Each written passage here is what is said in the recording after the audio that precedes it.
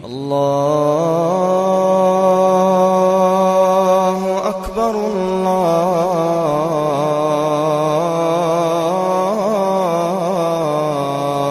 أكبر.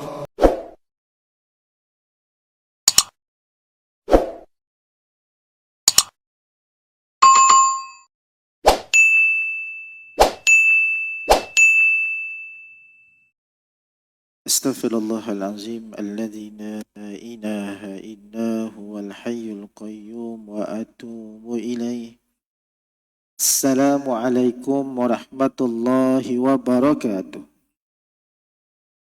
Ya, alhamdulillah wa syukurillah wa salatu wassalamu ala rasulillah wa ala alihi wa sahbihi wa man wala. Subhanaka la ilma lana illa ma 'allamtana innaka antal alimul hakim. Rabbi shrah li sadri wa yassir li amri wahlul 'uqdatam min lisani yafqahu qawli. Shadaqallahul azim. Apa khabar semua? Alhamdulillah, syukur kepada Allah kita bertemu kembali pada pagi ini untuk menyambung kuliah duha kita berkaitan tentang pengajian harfiah. Hari ini insya-Allah kita masuk kepada satu surah yang baru lagi. Surah yang ke-112. 112. Dikata nak habis dah ni. Lagi 2 surah lagi. Atau khatam lah. Jadi habis aku ya. Okey, baik. Hari ini kita akan sambung surah ke-112. Buku surat 604. Dan surah ni semua hafal. Bukan setakat ibu-ibu, acik-acik, nenek-nenek, atau anak-anak kecil, cucu-cucu pun hafal surah ni. Surah Al-Ikhlas. Jom sama-sama kita baca dulu. Nanti kita kupas sedikit berkaitan tentang harfiah yang berada pada surah ini, insya-Allah. Kita ambil fadilat sama-sama pada pagi ini. A'udzu billahi minasy syaithanir rajim. Bismillahirrahmanirrahim. Qul huwallahu ahad. Allahus samad. Lam yalid wa lam yulad. Wa lam yakul lahu kufuwan ahad. Shadaqallahul azim. Alhamdulillah, ringkas. Dan kalau katalah dalam tarawih, bila imam bawa surah ni, makmum kelang kabut. Nak laju baca Fatihah ataupun berangkat takbir, alamak, Qul Huwallahu ahad, dah tahu lah sebab 4 ayat je.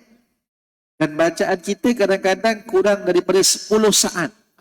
Kan nak kena kabut cepat. Baru nak betul kata lekung ke apa, imam dah cakap habis. Yang penting kepala lah. Sebab kadang-kadang kita kena kenal. Kena kenal imam dan keadaan jadi imam lah. Ataupun antara kebijaksanaan imam, tengok jugalah. Kalau kata dalam keadaan yang solat yang jahat, subuh ke maghrib ke, lajang sikit pun tak apalah kan. Tapi bila tarawih ni memang confirm laju lah. Jadi kadang-kadang ada setengah pendapat tanya, Ustaz, boleh tak nak baca Al-Fatihah sama dengan imam? Kalau katalah kesempatan yang ada tu memang macam ni ya. Yang pendek, panjang di Al-Fatihah tu. Al-Fatihah kita baca kadang-kadang paling laju pun sekitar 30 saat. Surah Ikhlas 10 saat dia. Lagi laju. Sebab ada pendapat kata boleh. Sebab takut tak sempat baca Al-Fatihah. Akan bila kita makmum tak baca Fatihah, jadi tak sahlah solat tu. Jadi boleh bersama-sama. Baik, okey. Isu kita hari ini, kita akan bincang kupas berkaitan tentang harfiah. Tentang huruf. Tentang fadilat, tentang kelebihan, saya tak akan kupas. Semua sudah maklum. Okay. Tentang betapa besarnya fadilat dan kelebihan surah Al-Ikhlas ini. Kita akan lihat dari segi harfiahnya insya-Allah dalam tempoh 1 jam. Kena habis 10.30 ya. Kan? Tak sampai 1 jam ni. 40 minit lebih kurang. Jom kita mulakan. Baik. Surah yang pendek 4 ayat dan menjadi surah favorite kepada semua orang. Baik besar ke kecil dan sebagainya. Baik, kita lihat. Satu, penamaan nama surah ni Suratul Ikhlas. Al-Ikhlas. Okey, baik. Tapi bila kita tengok rujuk dalam surah ni, daripada 4 ayat ni tak ada satu pun kalimat ikhlas dekat situ. Datang daripada mana? Okey, baik. Kita kena faham satu, penamaan nama surah ini ada satu benda yang tauqifi, yang datang daripada baginda Nabi SAW. Tu tauqifi, datang daripada wahyu daripada Allah SWT. Perkara pertama untuk penamaan surah, okay? Satu, dia akan ambil daripada ayat dalam surah itu sendiri. Okay? Satu, ayat dalam surah tersebut. Okay. Tajuk ni, okay, penamaan surah ya. Bukan ikhlas ni. Cuma nak terangkan. Kalau orang tanya, Ustaz, surah apa ni ikhlas? Baca-baca tak jumpa pula kalimat ikhlas tu. Okay? Ketika nak penamaan nama surah, satu dia ambil daripada ayat surah tersebut. Contoh dekat mana? Surah Yasin. Mula-mula sebut dah. Kan, surah Yasin. Tu surah Yasin. Dari mana? Ayat pertama tadi lah. Yasin. Dalam surah lazim kita, juzuk amma. Surah Ad-Duha contohnya. Kan daripada ayat pertama Ad-Duha. Surah At-Tin daripada surah At-Tin. Kan, itu penamaan surah. Kita yang pertama, ayat pertama tu terang dah. Sorry, letak ayat pertama. Okay. Pertama, ayat pertama dalam surah tersebut. Yasin, Toha, At-Tin, Ad-Duha. Surah Asy-Syarhu, ada nama dia Alam Nashrah. Itu antara nama. Yang kedua, kalimah yang terkandung. Kalimah yang terdapat dalam surah tersebut. Dapat dalam surah tersebut. Okey. Kedua, penamaan nama surah berdasarkan kepada kalimah yang terdapat dalam surah tersebut. Contoh surah Al-Baqarah. Al-Baqarah di surah ada nama Al-Baqarah kan? Dia diambil kat situlah. Okey. Maryam. Dalam surah Maryam tu ada nama Maryam dalam tu. Jadi dia ambil nama tu letak sebagai nama dan sebagainya. Itu yang kedua. Dan perkara yang ketiga dan penamaan nama surah ni, tak ada ayat pun disebut, tak ada kalimah pun disebut, tetapi nak berceritakan tentang tema ataupun kesimpulan ataupun objektif surah tersebut.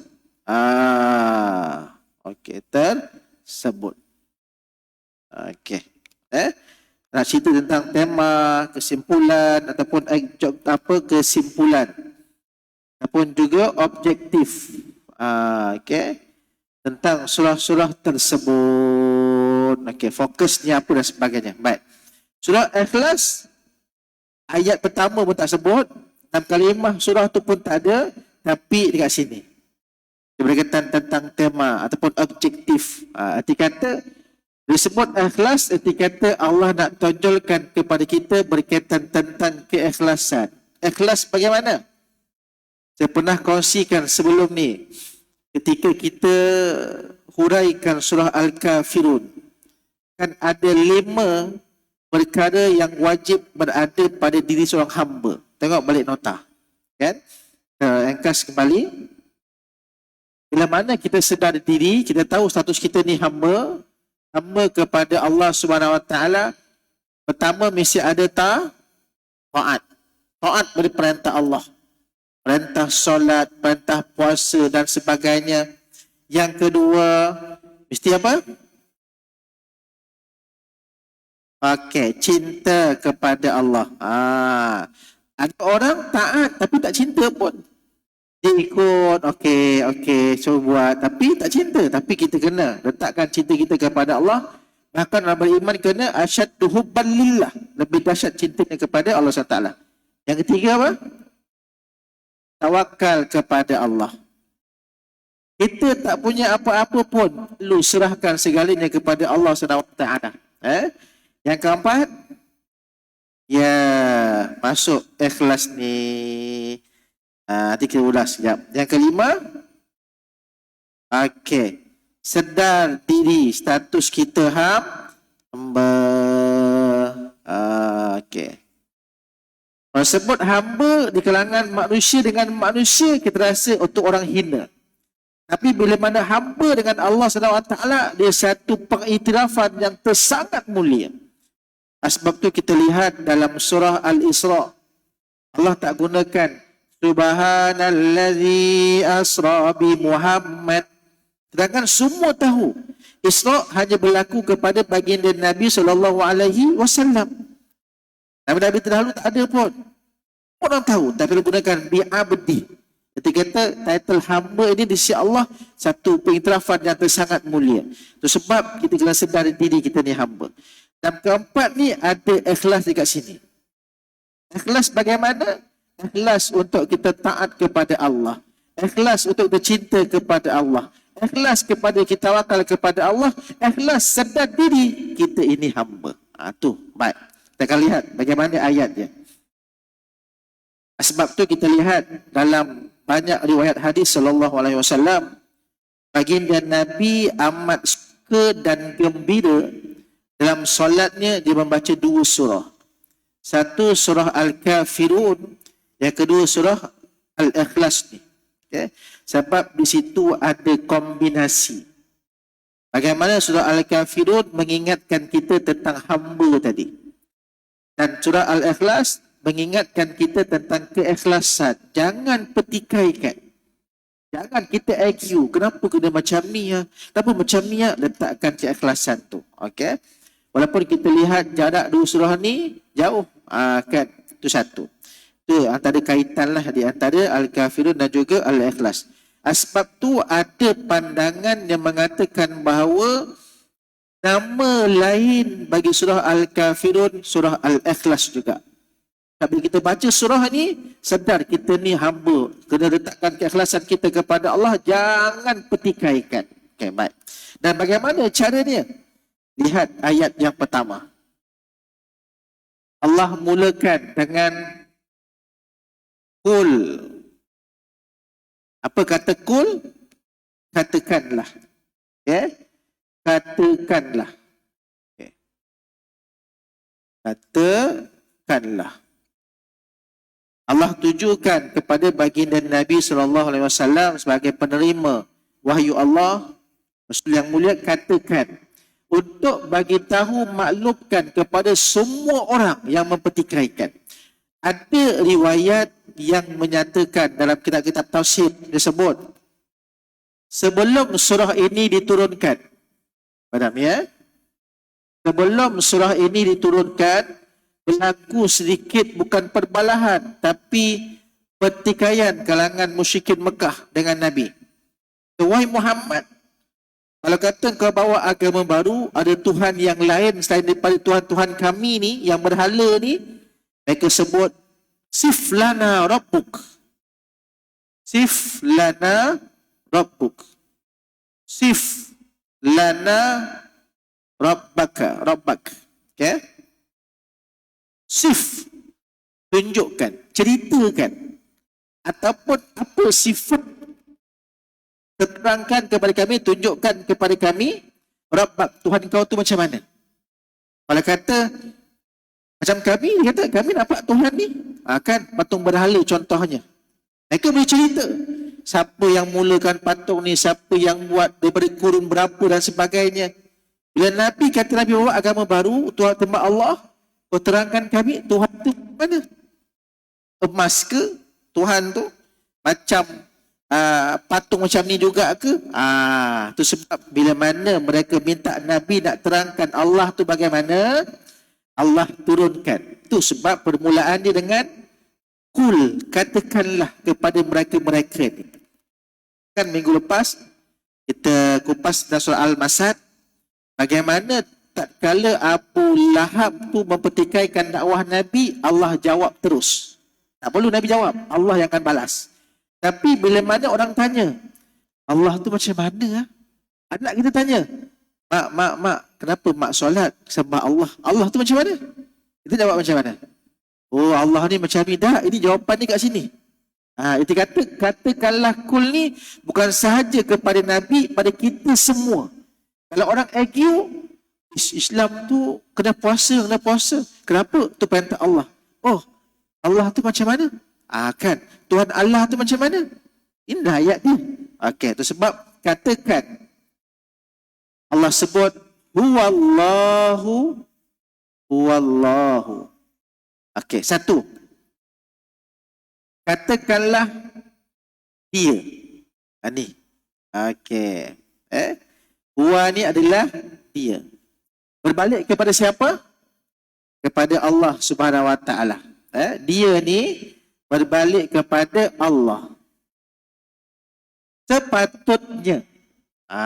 Sepatut di segi kekurangan ilmu kita, kekurangan kefahaman kita, tak perlu guna huwa pun. Cukup sekadar kulillah. Kan? Kulillah. Katakanlah Allah tu. Cukup je. Kulillahu. Cukup. Katakanlah Allah. Tapi Allah sebut kul huwa. Katakanlah dia. Dia bolehlah. Katakanlah Allah tu ahad. Bolehlah, sempurna dah ni. Kulillahu ahad. Sempurna dah ayat ni, tak ada masalah. Betul lah, kalau buat macam ni dalam bahasa Arab, betul lah tu. Tapi kenapa Allah letak huwa dekat sini? Huwa ini adalah domer. Domer arti kata, kata ganti nama. Kata ganti nama. Dialah dia. Okay, kata nama artinya dia. Bila kalimah huwa digunakan, erti kata dia sesuatu perkara, seseorang yang memang telah dikenali. Erti kata Allah ni bukan sahaja orang Islam kenal tak. Daripada zaman Nabi Adam, orang tahu dah Allah tu siapa. Tuhan yang menciptakan bumi ni. Sampai zaman Nabi Daud, Nabi Nuh pun bila berdakwah, orang tahu dah siapa Allah ni. Allah yang mengaturkan alam ini dan sebagainya. Sampai sebelum Islam datang pun, belum Nabi dakwah pun, mereka kenal dah. Lahir daripada mana? Tuhan Allah. Panggil Allah lah. Allah. Tahu. Itu sebab Allah letakkan huwa ni nak menunjukkan bahawa siapa-siapa pun tahu. Kenal dia. Bukan setakat zaman Nabi Muhammad. Zaman daripada awal cerita manusia sekali dah tahu dah. Tu Allah.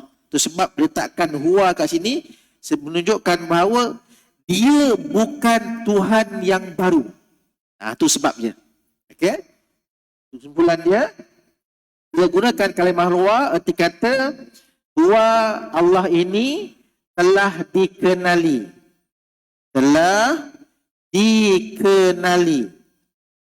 Sejak daripada Nabi Adam lagi. Dari Nabi Adam lagi. Okey. Itu manusia lah. Okey. Dan erti kata bila kalimah huwa nak menunjukkan bahawa dia bukan Tuhan yang baru. Okey? Bukan Tuhan yang baru. Itu sebab Allah letakkan kalimah huwa ni. Itu penekanan. Cuma kita yang tak faham. Itu sebab letak kalimah huwa. Sedangkan boleh je. Kulillahu boleh, tak ada masalah. Okey? Saya? Ini part yang pertama. Tambah satu lagi. Daripada sebelah ni pula. Okay. Tambah satu lagi. Kita tahu. Tambah kalimah ahad dekat sini. Nanti hulai sebelah ni. Qul huwallahu ahad. Setengah para ulama tafsir kata, dalam ayat yang pertama ni sebenarnya dia terangkum dua ayat menjadi satu. Two in one.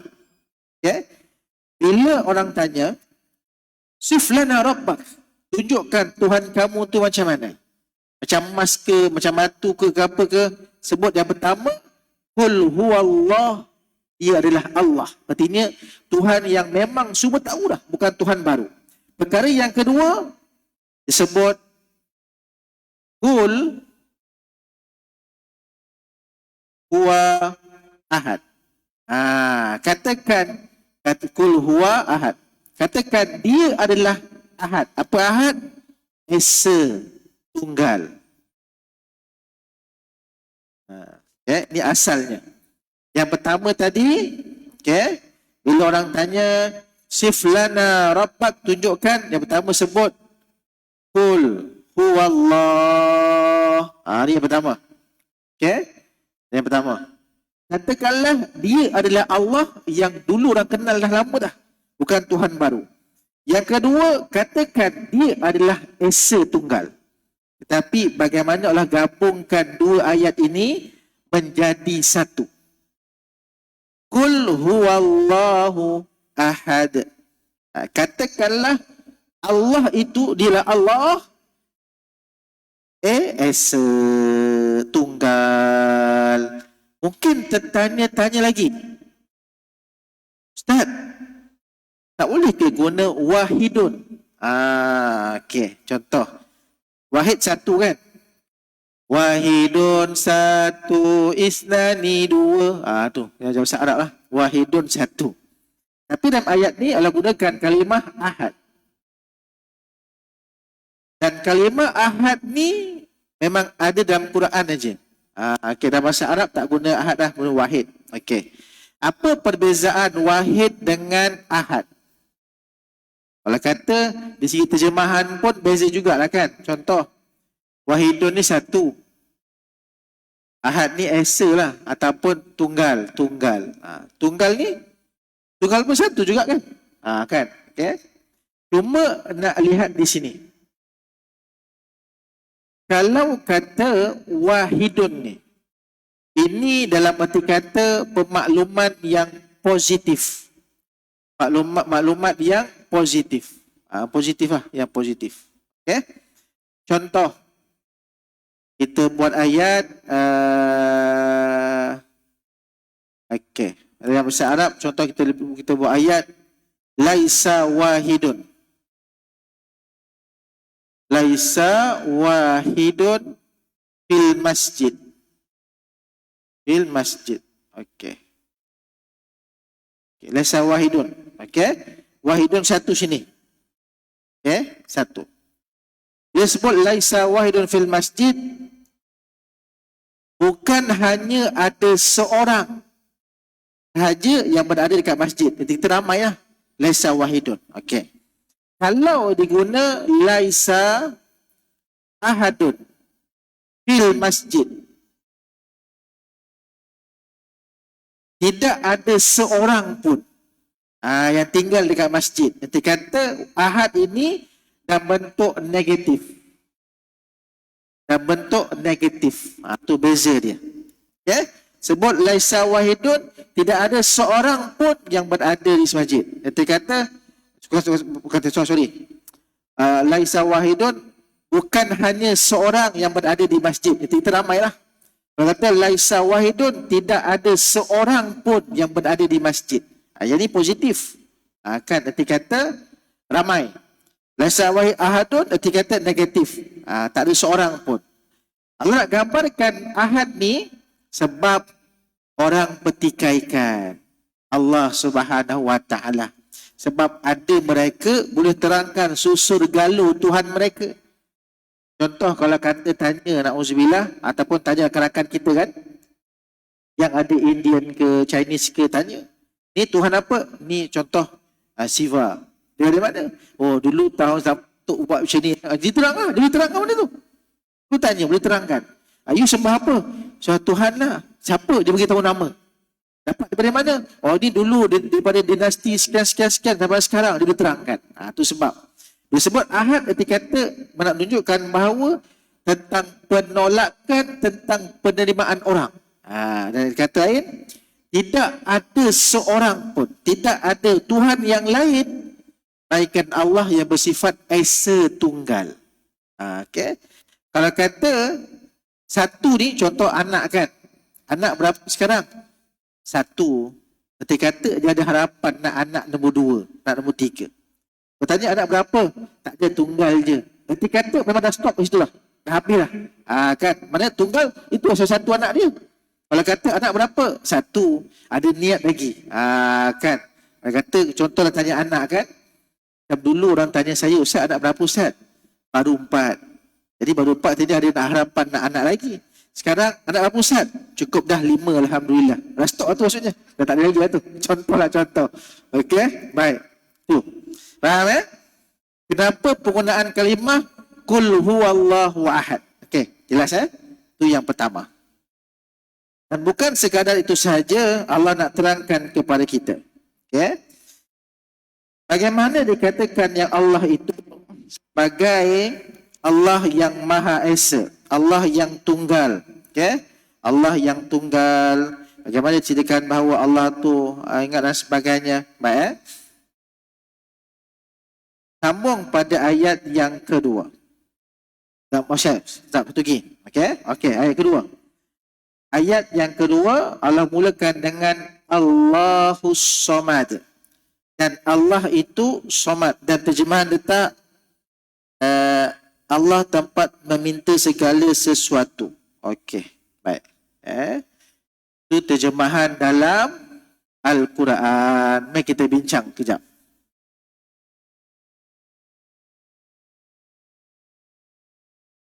Okey, sebentar ni. Ayat yang kedua Allah sebut Allahus Samad. Okey. Allah ulang lagi kalimah Allah dekat sini.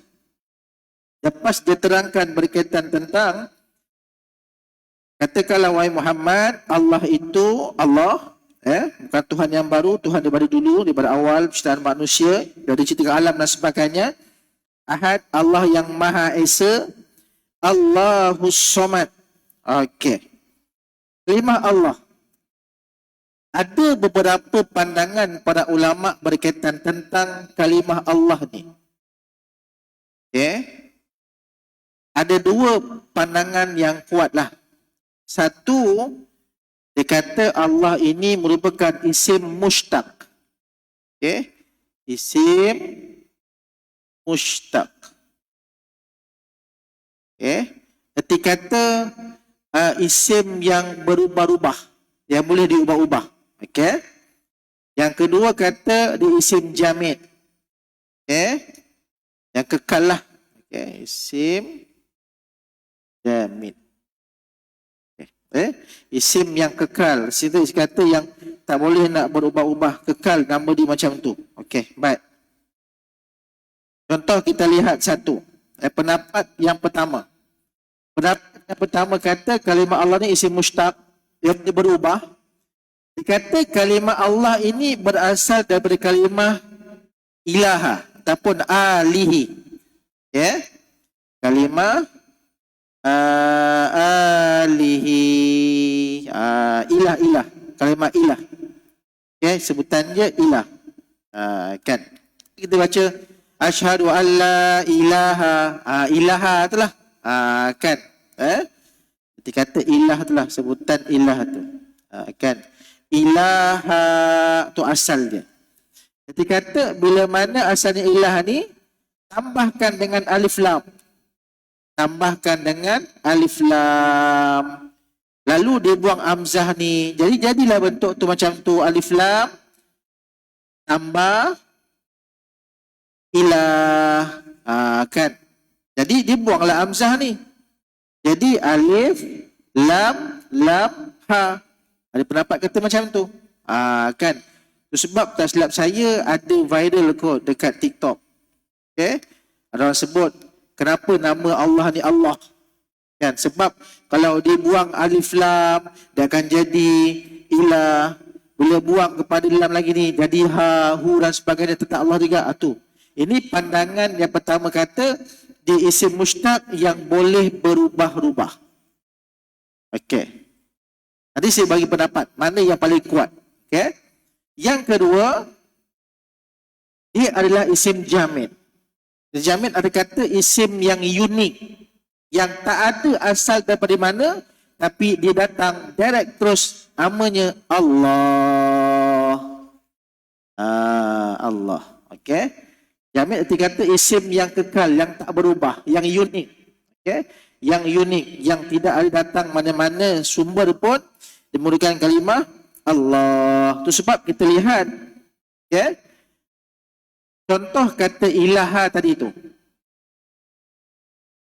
Dalam kehidupan seharian kita, contoh, ilah ni satu benda yang dipuja. Ilah ni, okay? Satu benda yang dipuja, ilah lah. Contoh, seorang bayi, kalau dia menangis, dia cari siapa? Cari emak dia, nak nyusu. Artinya dia puja emak dia lah. Dia tak ada dia menangis, cari bapak tak. Bapak tak ada susu, cari emak dia juga. Takkan cari kakak dia. Itu ibarat kata macam tu. Tu kalimat ilah. Benda yang dipuji. Contoh, benda yang dipuja. Bila dia nangis, confirm. Mak. Kenapa? Adik nangis ni. Cari sebab dia nyusu kat mak. Itu contoh macam tu. Okay? Itu kalimat ilah. Baik. Yang kedua, yang mengatakan Allah ni isim jamid, ada berapa pendapat yang kuat. Okay? Kenapa di pendapat yang mengatakan pendapat yang kuat? Mari kita lihat sini. Okay. Satu, tidak ada mana-mana satu bahasa pun yang boleh disamakan dengan kalimah Allah. Itu unik satu, hujah dia. Yang kedua, contoh, kita lihat. Orang sebut kalau nama Ya Allah, kan? Ya Allah, kita baca. Ya Allahu, Ya Allah. Okey, Ya Allah kan? Okey, Ya Allah. Ambil kalimah Ya Allah. Dalam bahasa Arab, kalau kata kalimah ya ni ada nida, kata seruan, wahai. Okay? Bila masuk kepada satu kalimah yang ada alif lam ni akan dibuang. Contoh, kita sebut Ya Rahman. Dia tak boleh Ya Rahman. Sebab bila masuk ya, alif lam akan dibuang. Dia tak boleh Ya Ar-Rahman. Tak boleh. Ya, bila masuk, dia akan dibuang. Okey. Tapi bila kalimah Allah, orang sebut Ya Allah, Ya Allah. Boleh ke sebut Ya La, Ya Ilah? Tak boleh. Ataupun orang masuk Islam, Ya Allah, Ya Allah. Tak boleh lah. Kan lain. Dia sebab kekuatan mengatakan bahawa Allah ni isim jamid sebab dia tak boleh berubah. Tak boleh berubah. Masuklah kalimah apa pun sebelumnya, dia akan kekal sebagai nama Allah. Satu. Okey, baik. Hujah yang kedua. Kenapa dikatakan Allah ini isim jamid? Hujah yang kedua mengatakan bahawa lafaz kita. Sepatutnya, kalau katalah ilah ni masuk alif lam, apa sebutannya? Allah. Kan? Allah. Sebab ini alif lam. Masuk lah. Allah. Macam Tuhan, macam orang masuk mu'allaf lah. Asyhadu an la ilaha illallah Muhammadur Rasulullah. Itu asal. Tapi bila kalimah Allah, sebutannya bagaimana? Allah. Lam ni tebal. Nampak tak perbezaan dia? Lam ni tebal. Sedangkan huruf lain, contoh. Okey, kita ambil apa? As-Samad lah. Dia tak boleh baca. Ataupun Al-Lail. Ambil lam senang. Lam kan? Lail, malam. Tambah Al-Lail. Tambah alif lam. Jadi Al-Lail tak ada. Al-Lail juga nipis. Kan? Itu juga. Ni. Tapi pada kalimah Allah, dia special. Allah. Itu hujah yang mengatakan bahawa kalimah Allah ini isim jamid. Dia unik, special. Tak datang dari mana-mana pun. Allah persembahkan dirinya adalah Allah. Lihat dekat mana? Kita buka surah Toha. Okay. Allah perkenalkan diri dia Allah dekat mana? Buka surah Toha. Buka surah Toha pada halaman halaman ke-313.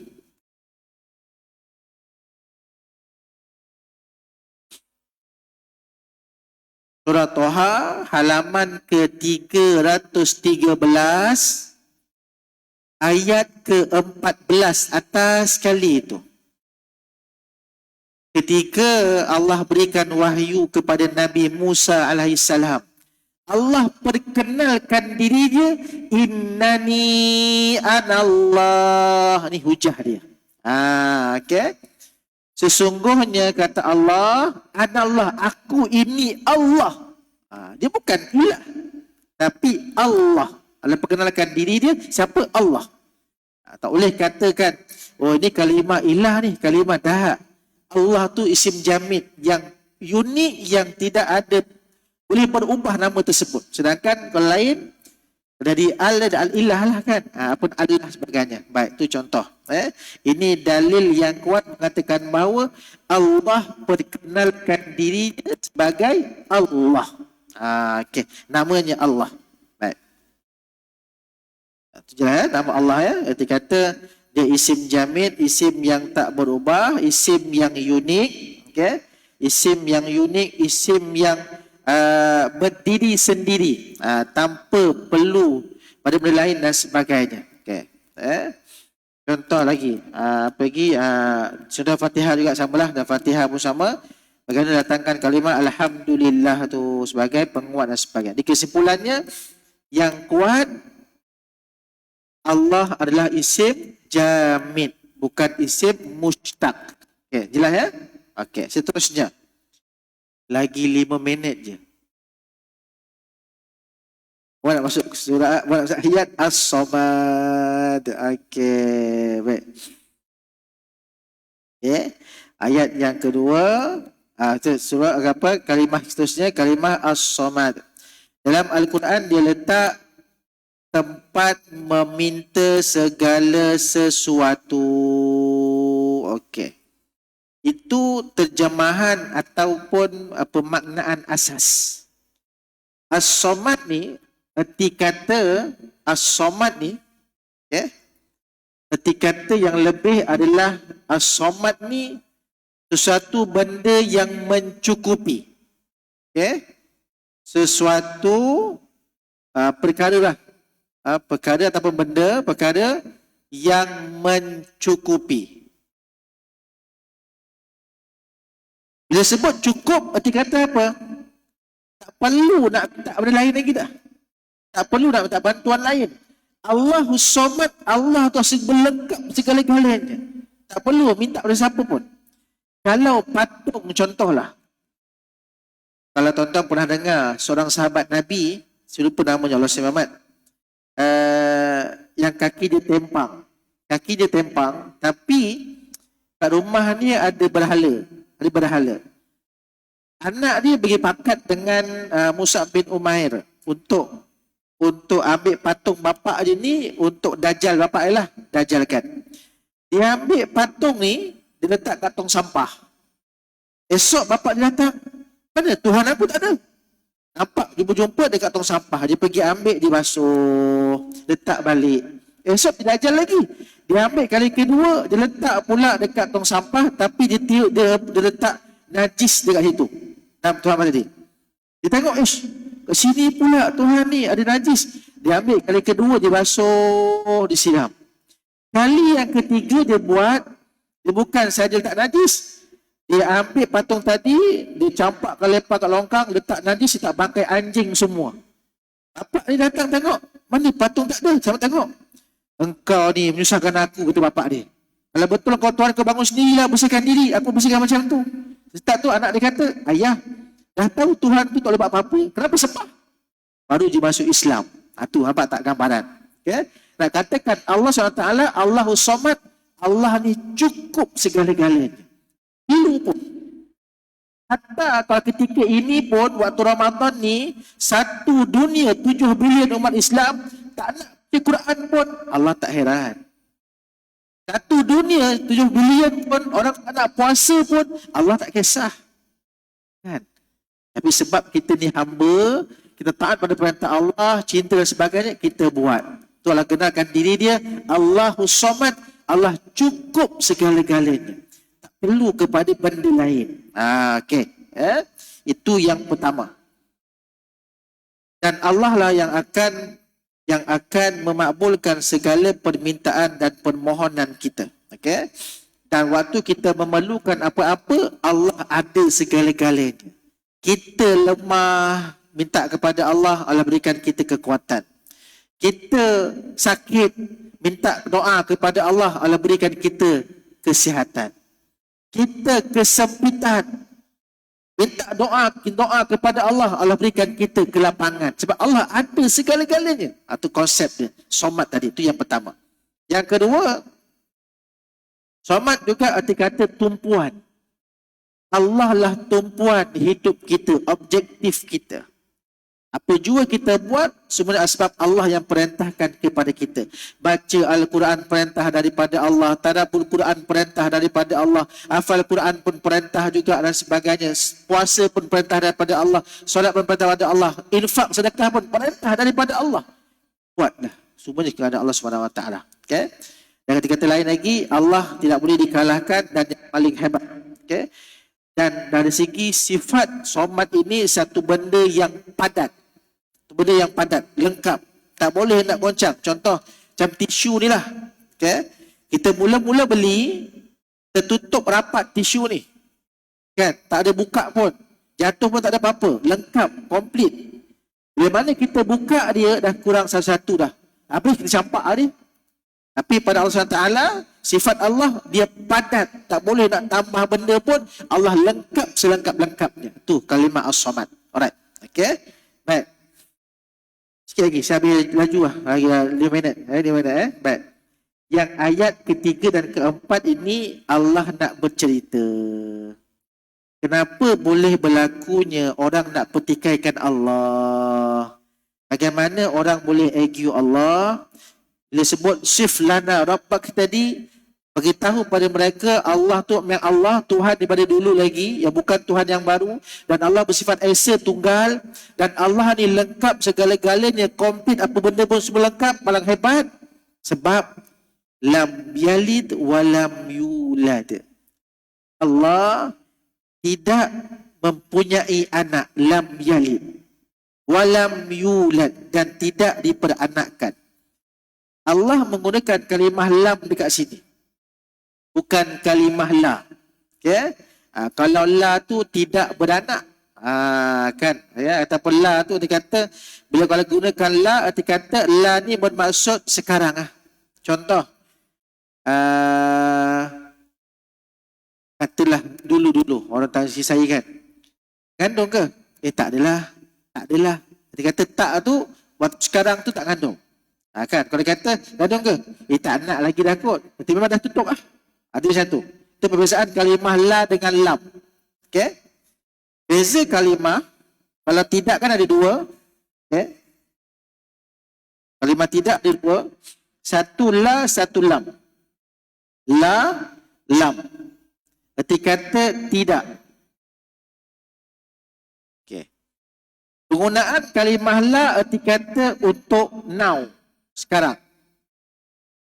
Untuk sekarang. Tapi kalimah lam erti kata always, selama-lamanya. Selalulah, selama-lamanya. Okay? Abadan abada. Okay? Kekal selama-lamanya itu kalimah lam. Erti kata sampai bila-bila pun, ataupun memang Allah tidak mempunyai anak, walam yulad, dan tidak akan diperanakkan, atau tidak akan peranakkan dan sebagainya. Itu maksud kalimah ahad tadi, Allah tunggal. Itu ya. Baik. Last kali, walam yakul lahu kufuwan ahad. Ulang lagi kalimah ahad tadi.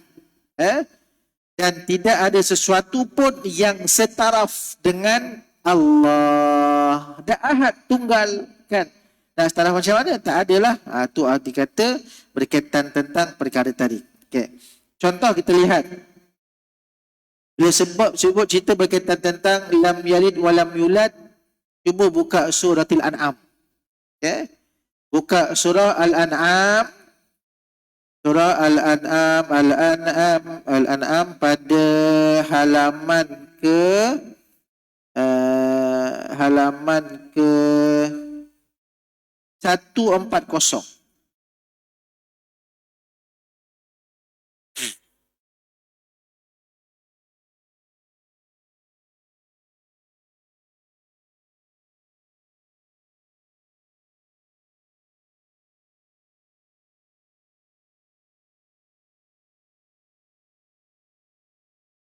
Okey.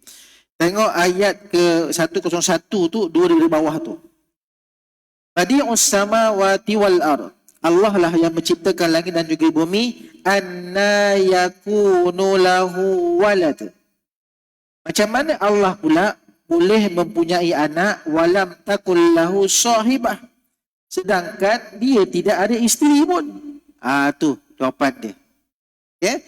Lam yulad, macam mana Allah tu nak kena ada anak sedangkan tak ada isteri pun.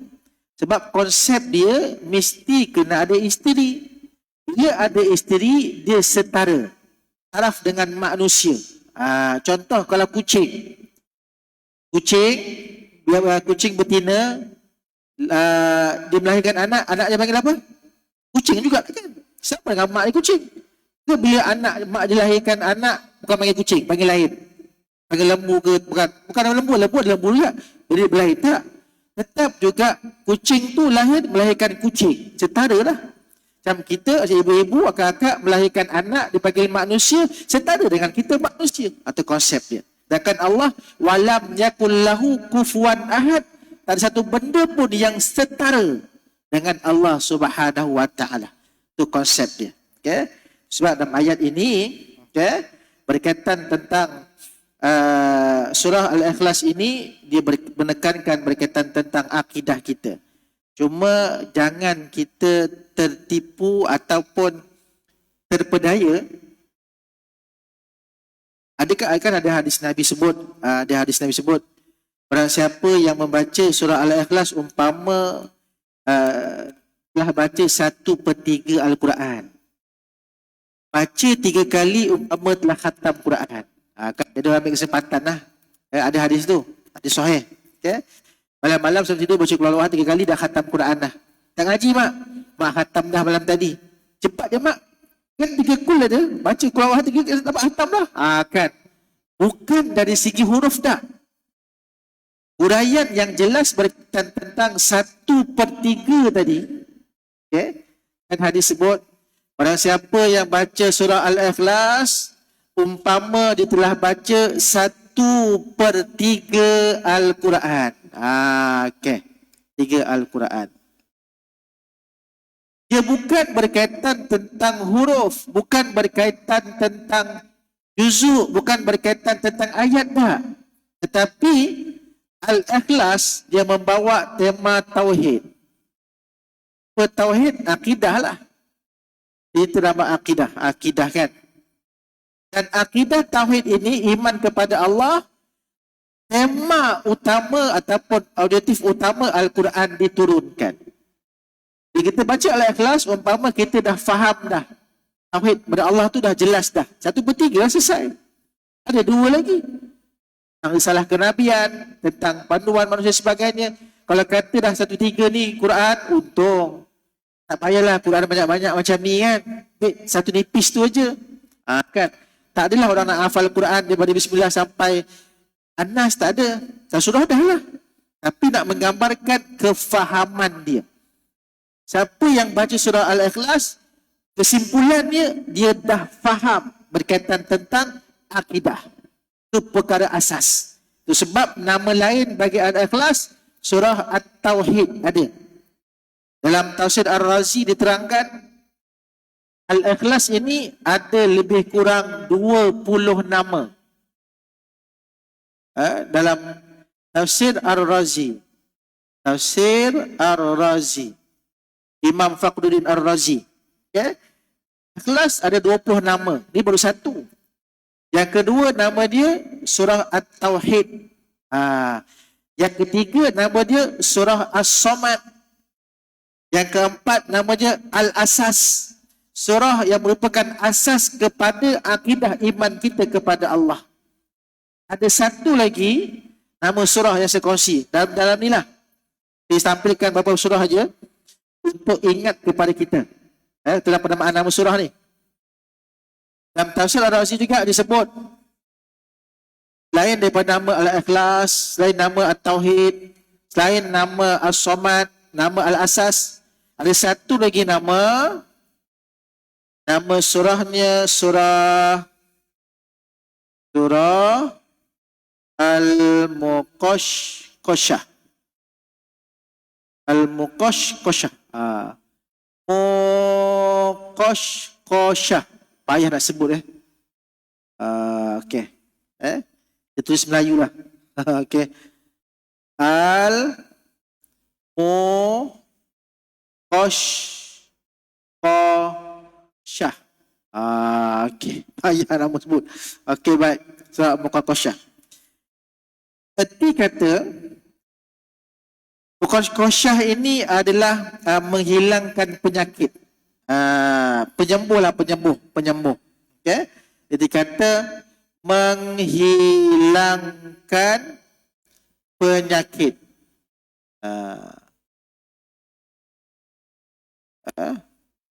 Penyakit apa? Penyakit hati lah.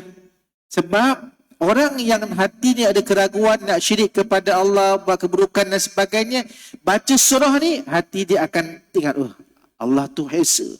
Allah tu Tuhan yang satu. Tak beranak, tak ada peranakan dan tak ada setara pun dengannya. Jadi bila dia baca tu, dapat tenangkan hati dia. Tu konsep surah tadi. Okey? Baik. Selesai. Saya berringkas berkaitan tentang harfiah surah Al-Ikhlas. Kalau cerita dapat kelebihan, bab amalan, sampai zuhur kita nanti. Tadi kita fokus pada harfiah saja. Mudah-mudahan perbincangan berkaitan tentang huraian kalimah hu tadi, kalimah ahad, kalimah Allah, kalimah somad, lam dan sebagainya. Walaupun kalimah tu sikit kita belajar pada hari ini, tapi mudah-mudahan pemakluman ataupun kefahamannya bertambah kepada kita. Betapa pentingnya surah ini dalam kehidupan kita. Sebab itu dia menjadi satu surah favorite bagi semua orang. Kan sama ada imam pun suka juga surah ni.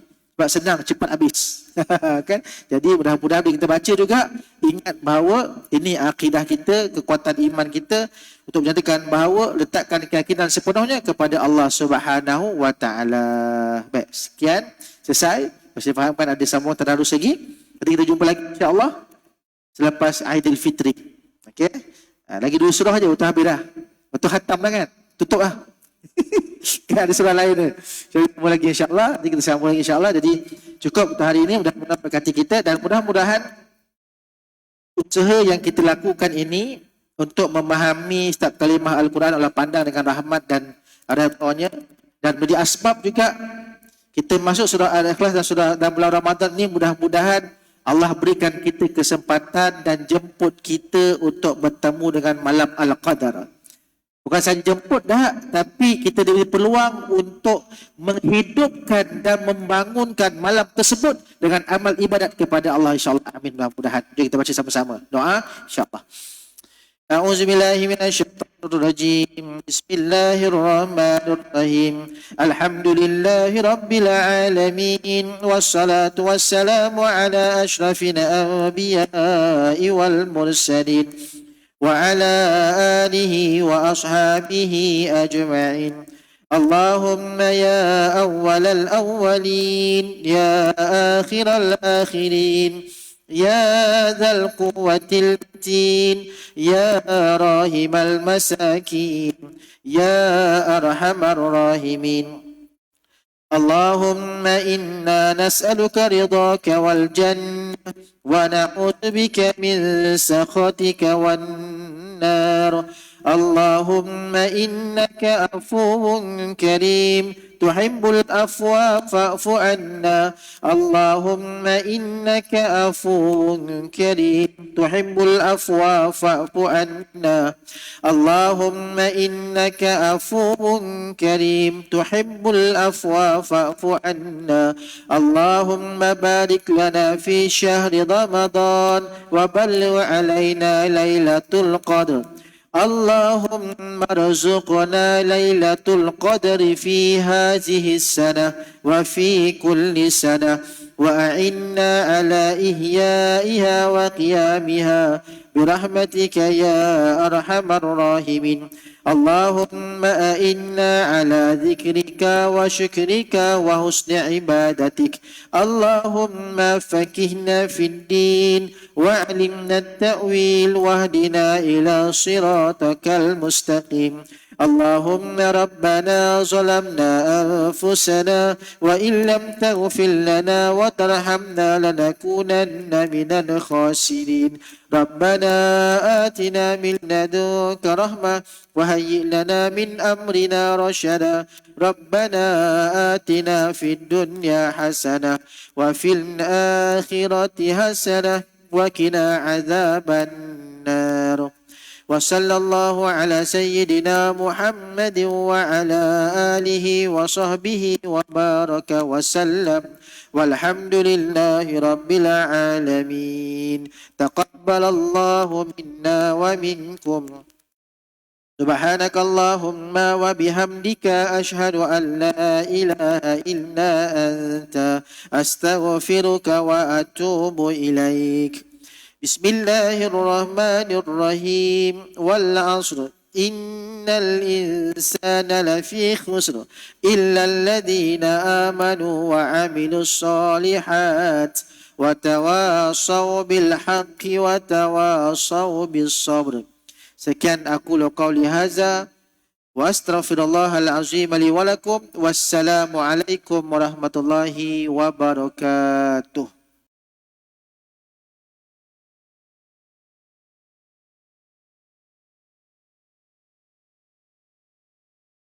Terima kasih juga kepada yang menyumbang ya tabung